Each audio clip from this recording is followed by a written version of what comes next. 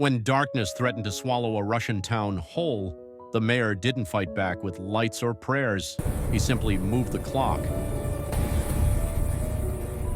In the far north of Russia, where winter nights stretch like an endless shadow, there's a town that doesn't follow the clock, at least not officially. The locals call it Zimograd, a place where the sun barely rises before it falls again, leaving the streets in a quiet bluish gloom.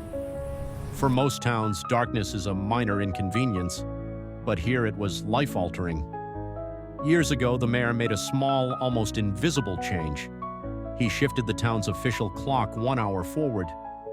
There was no announcement, no decree. It was subtle. Schools opened later. Shops unlocked their doors later. Work hours slid like slow-moving ice.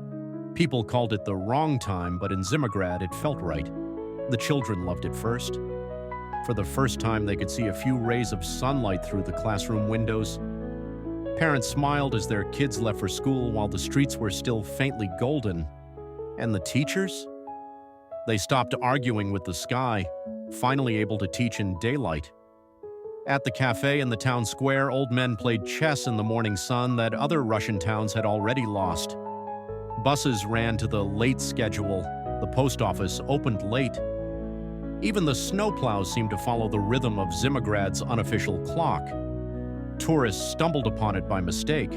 Some thought it was a scheduling error, a glitch in the time zone system.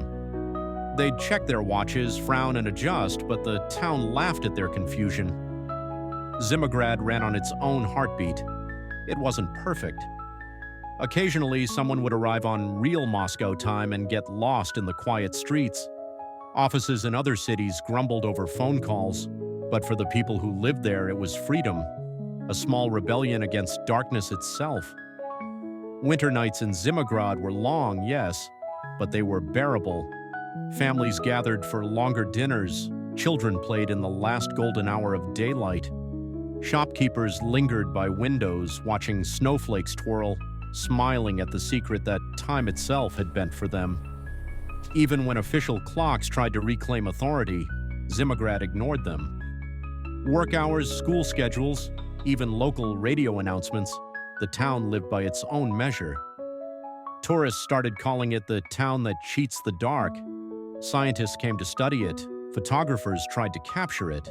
But nothing really explained why it felt so alive when the rest of the world was trapped in gloom.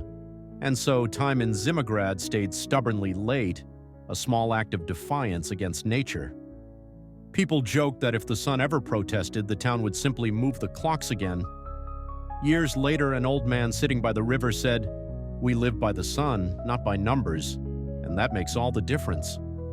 In a place where darkness could have ruled, a few hours' difference in the clock made the difference between surviving and thriving.